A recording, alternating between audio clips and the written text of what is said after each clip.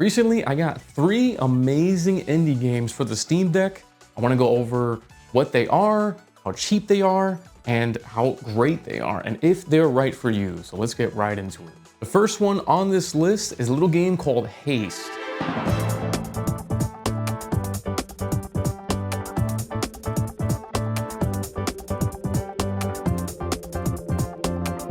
Now this game is made by the same people who made Peak, if you've played that game before. Landfall Studios makes some pretty cool stuff, and this one is no different. I've never heard of this one before, and this one came out quite a bit before Peak, and I found it on the store, saw the gameplay, had to jump right in, and I've been playing for about 5 or so hours. You play as a girl named Zoe, and you're kind of in this weird, like, interdimensional world that's connected to other worlds, and the goal is to try to complete these shards. There's 10 shards in the main campaign, and the whole goal is to get to the end and kind of recover the world. And you do this through this really cool, fast-paced, like 3D momentum-based gameplay by just getting from beginning to end. It's like a really fast running game where you're basically just running to the end, but it's all through momentum. There's no actual jump button. You use the R trigger, and you try to use momentum from the slopes to go down and then jump off. And you're trying to avoid obstacles, go through tunnels, hit rings so you go faster. And it's a roguelite. At the core of this game is a roguelite. Every run is different. Every run is pretty random. When you start, the path that you take to the end of each shard will be very different every time. And at the end, there will be a boss fight. It'll be one of 3 bosses. And every time you fight them, they'll have different conditions. Sometimes they'll have like poison on them. Sometimes they'll have more health. Sometimes they'll have more enemies shooting at you at once. And you can do all this in 4-player co-op. At the time of this recording, they did release multiplayer. I did play it with a friend. It is pretty awesome. And the way it works is you both have to make it to the end, and you both have recorded time. So there's some friendly competition there as you're running through each level. There's 2 forms of currencies. There's fragments, and then there's sparks. Now the sparks you use between each run, those are to buy upgrades at the shops. So when you take a path to the end of each shard, there's gonna be shops in between them. So you go to the shop and you spend the sparks and you buy upgrades and whatnot. Sometimes there'll be passive upgrades. Sometimes there'll be items that have a cooldown, and they all stack just like any other roguelite. And then when you get to the end of a shard, or maybe you die and you get kicked back to the hub world, you can use fragments to buy permanent upgrades or to buy cosmetics. And that's basically the whole game besides an endless mode. There is an endless mode where you start, you set your difficulties, and then you just keep running as far as you can. You try to complete as many levels as you can in one run, and at the end of it, you get a certain amount of fragments that you use to upgrade your character and apply permanent progress. As far as the performance goes, you're gonna expect a locked 60 to 90 FPS, depending on if you bump up the visuals or not, but this game is not hard to run at all. You can run this on pretty much anything. Landfall games are pretty much work this way all around the board. Peak was also the case, but this game runs really damn well. The only type of stutter that I noticed was when I applied mods. I'll talk about the mods later, but if you're just playing the base game, it's pretty fantastic. Expect, like I said, a locked 60 to 90. I get 90 most of the time. Sometimes, depending on if there's a lot of stuff on screen, it'll dip to maybe the 70s or the 80s, but you're not really gonna notice that when you're actually playing. There's also a bunch of NPCs and characters and lore that you can kind of dive into, but you don't really have to. So as you progress through the shards, you'll come across different NPCs and they'll uncover more about the lore. It kind of works as, like, 2D characters popping up on the screen. They'll make little noises, and then you read text throughout the dialogue. Now, I'm gonna be honest, when I was playing through, I was skipping through most of it because I just wanted to see what the later parts of the game were. So if that's your thing, it's there, but you don't necessarily have to engage with it. As far as the difficulty goes, it starts out like a normal Green Hill Zone run where there's barely any enemies and it's just you jumping off of ramps and whatnot. And later on, it gets insane. You get lasers shooting at you, you get rockets, you have ramps that can halt your progress. And I didn't mention this earlier, but you also have kind of like a battle royale zone closing in behind you the whole time. So you have to keep momentum and keep your speed going throughout your playthrough. And if you don't, it'll catch up to you and do damage over time. and kill you. On the endless mode, you can adjust the difficulty as easy or as hard as you want it. And you can also make it so some shards will have some consequences to them. Like you'll start out with less health. You'll start out with maybe 1 life out of 3 or something along those lines. You'll have consequences at the start, and then as you progress through, you'll get rid of those cons. I don't know if there's like an added benefit. Like if you play on harder difficulties, you get more fragments at the end. So to kind of incentivize you to play on harder difficulties. I noticed that when I would even beat like maybe 5 levels on the second hardest difficulty, I got a pretty decent amount of fragments at the end, so it does seem to be the case.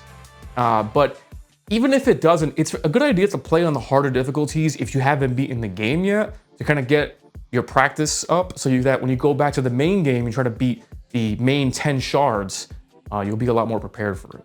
There is mod support for this game, but I did have a little bit of trouble, so I added a Sonic and Shadow mod where it adds extra outfits into the game. And it was pretty cool, but it did not work in endless mode, I noticed. It's as simple as subscribing on the Steam Workshop, which is great for this game. I love games that utilize a Steam Workshop because you don't have to go into desktop mode, download stuff, drag and drop in a bunch of folders. You just hit subscribe, you launch the game, you're good to go. This is one of those games, thankfully, but they don't all work as you expect because a lot of those mods were made for a version of the game that was in early access, and now it's in 1.0. So for example, those Sonic and Shadow mods, they didn't work in endless mode. They only worked in the main story, the main 10 shards. So if I went into endless mode, I just go back to like a regular outfit. And unless I go to willingly change it, then I would just be stuck in that outfit. So they don't all work as well, and some of them cause performance issues. Like I noticed when I put the Sonic and Shadow mods, when I would go to talk to an NPC, it would kind of like stutter for a sec and wait like about 1 to 2 seconds before the conversation would start. So just keep that in mind if you're gonna get mods with this game on the Steam Deck. I don't know if that's with the Steam Deck in particular, but it's just something I noticed and I wanted to make note of it. I only really have 2 cons with this game. The first is, despite this game having procedural generation, so every time you play a level, it is going to be different. Some levels will be snowy, some levels will be desert, some levels will be like Green Hill Zone, and the enemies will be different and where their place will be different every time. You kind of get a sense of what you're gonna expect every time. Like if you see lasers once, you'll see that if you see lasers again, it'll be the same kinds of lasers. It's random, but it's predictable as well. And so it can feel a bit repetitive pretty quickly. That doesn't really take away from the fun factor though, but I did want to mention that it does get a bit repetitive even for being like a procedurally generated roguelite. And the other con is there's only 3 bosses. I expected a bit more variety in the boss fights.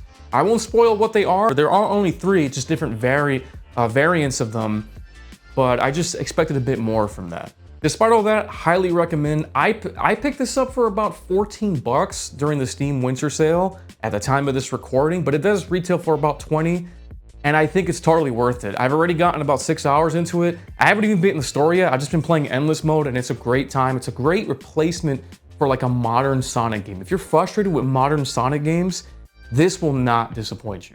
Next, I want to talk about Old School Rally.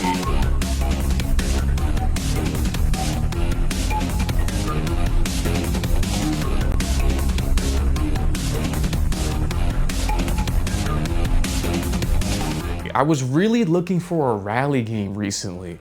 And you know, I was watching a bunch of videos on YouTube on some of the older rally games. I'm thinking like Sega Rally on the Dreamcast or like on the Sega Saturn. I never played those games growing up, and I really wanted to try like a modern version of that. And I know there's like a big community that kind of rallies around, no pun intended, they rally around this like old school arcade feel of what rally games were back in the 90s.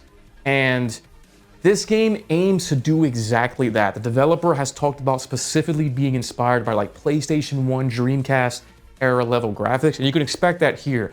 It even has like PS1 like withering on the textures, like the texture warping that is known for pretty much every PS1 game. You can apply that as an aesthetic in this game, and it's super cool. It looks fantastic. And it's basically what it is. It's an old school rally game. You'll be driving rally cars through different circuits. I believe there's 24 in total with, I think, 10 different countries or locations.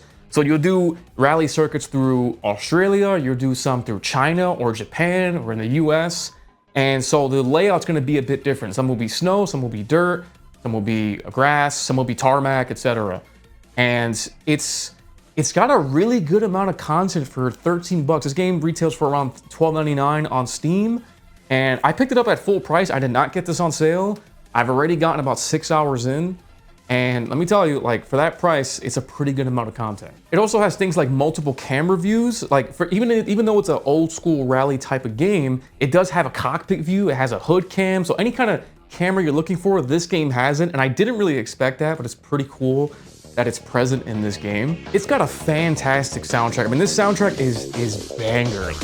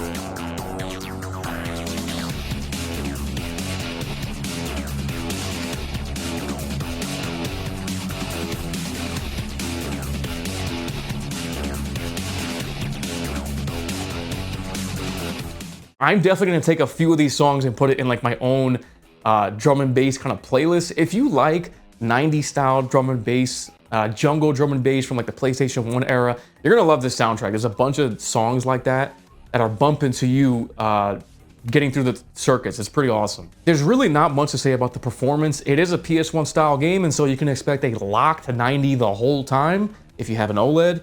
And the input latency is barely noticeable at all. It's because the thing is, you know, there is an old school rally game. I think it's Sega Rally. I don't know which specific one on the PlayStation Store that I did actually try playing on the PS Portal initially. This is like my first, you know, like interest in those old school games.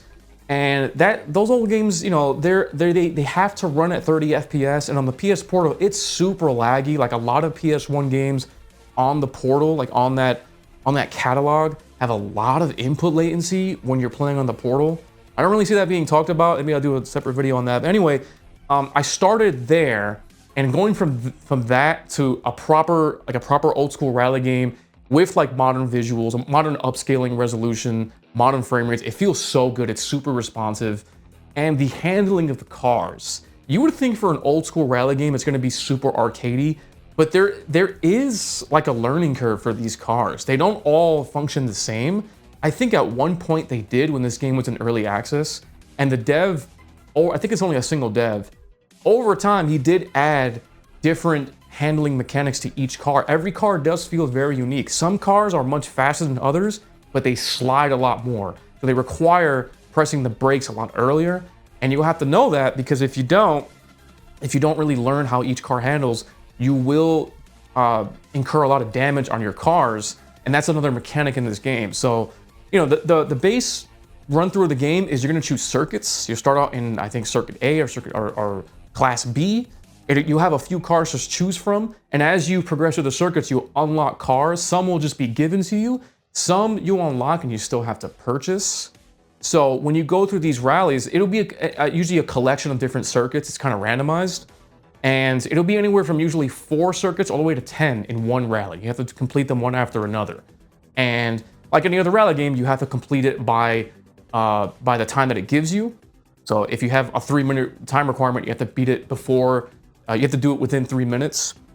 I did find it pretty easy. You know, at first you're coming in within 5 or so seconds of that required time. As you learn the handling of the cars, you'll find yourself kind of breezing through a lot of these levels where you've got 20 seconds. Like you have a 20-second lead on the required time. And I'm already at the S circuit, so I'm about 5 or 6 hours in. I've been driving a lot of the higher powered cars, and I'm just breezing through a lot of these levels, so it is something to note.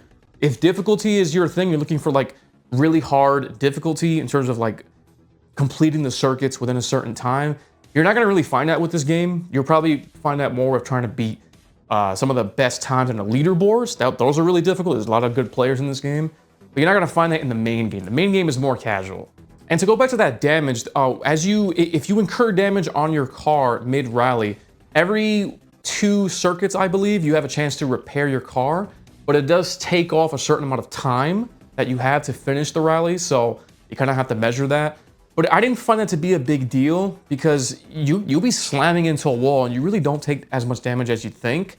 And the car does not really react in the way you would think. It is an old school game, so I didn't really expect that going in, but I just thought I'd mention that. You're not gonna really find much difficulty with the like damage incursion like you would like a normal rally game. You're also gonna have like a co-driver that has pace notes as you're going through to let you know what's ahead, but it's pretty simple. It'll be like easy left, medium right, hairpin, stuff like that. It won't go super into detail. Like your co-driver will not tell you the next 2 turns ahead or if there's like a 100-meter straight after a certain turn, nothing like that. It just they're just gonna tell you what's immediately ahead. And that's pretty much it. There is mod support in terms of liveries, and it works in the same way as Haste. However, you don't even have to go to a Steam workshop. It's all in-game. It's all like in the menus. You can, there's a separate section for custom liveries that players have uploaded themselves, but they don't work on the Steam Deck. You know, I couldn't get any of them to work. They're present there, but when you actually go to download them, it always says just like could not download livery or something. I always get like an error message. So just to note, specifically on the Steam Deck, I couldn't get any of the mods to work. I do also have 2 cons with this game, to note. So the first is there's not really a reason to use some of the other cars you unlock. Once you get like 1 good car in each class, you kind of ignore the rest. That's all you really need to get through the game. So the rest of the cars become just like a collector thing. And that's pretty much it. Unless you want to collect all of them for achievements and stuff, that's great, but I didn't really find a purpose of using them. Once you, some of the best cars you get in this game, you just unlock them. You don't even have to buy them. So it kind of defeats the purpose of like saving up a bunch of money and buying all the rest of the cars. Again, unless you want that Steam achievement, it's just not much of a purpose for them. Once you get like 1 car in the classic category, in the S category, the B category, that's all you pretty much do. You don't need to use the rest of the cars. And sometimes you bump into invisible textures that are just not there. You're just like, what did I just bump into? So there's something going on with the textures there. I'm not really sure, but it did kind of bug me with some of the circuits. It wasn't too disruptive. It only happened a couple times, but it is something to know. But if you're feeling for like an old school rally game, old school rally is fantastic. It's only about 13 bucks. And I'm having a lot of fun with it. Now the last one of y'all left a comment in my last video talking about Sky Road.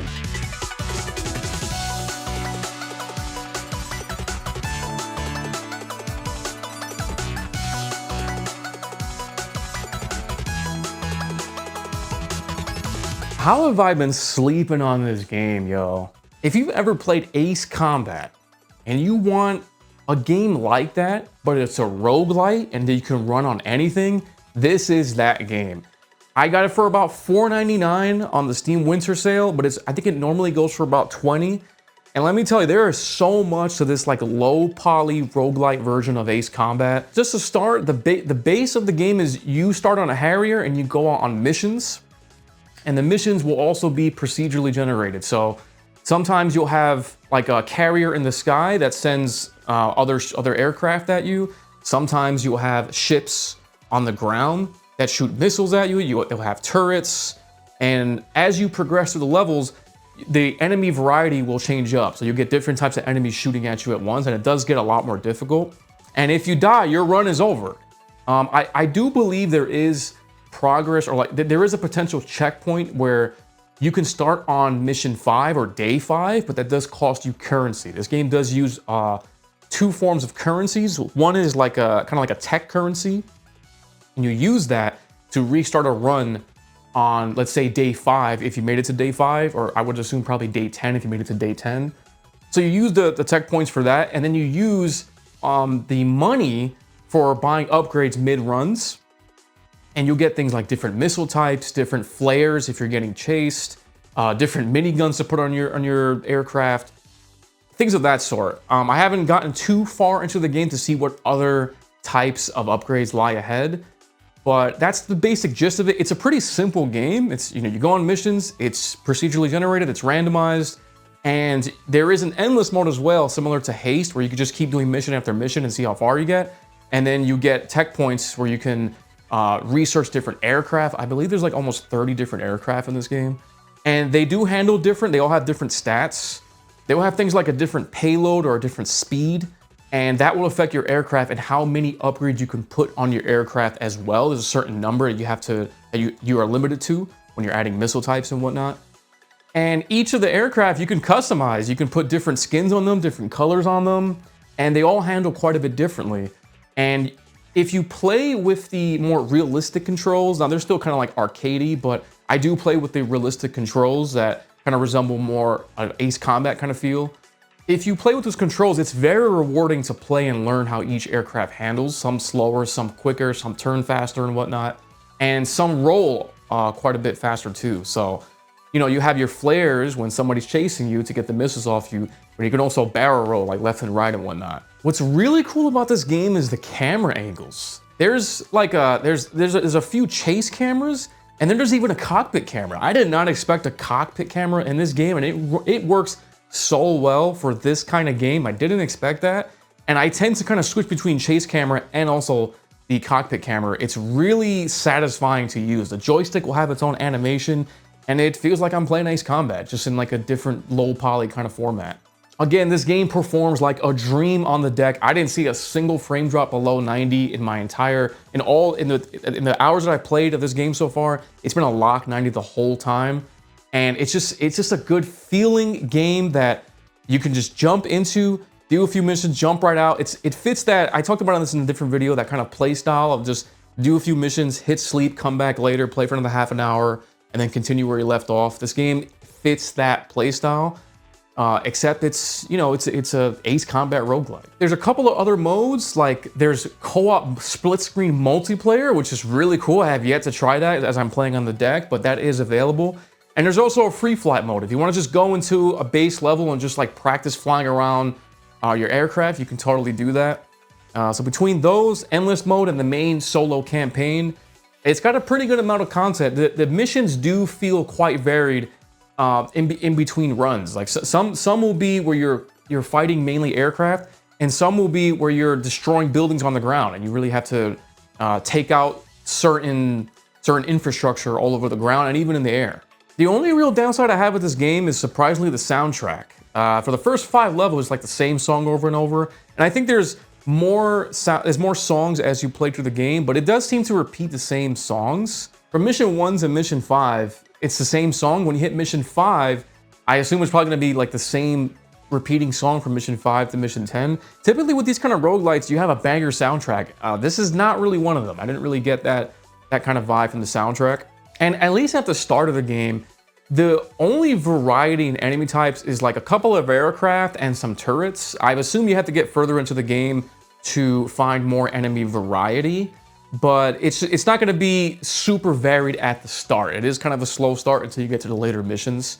But the difficulty is definitely there, so I will give credit for that. Anyway, if you can catch this on a sale, it's usually 75% off. I got this for $4.99. It normally retails for $20.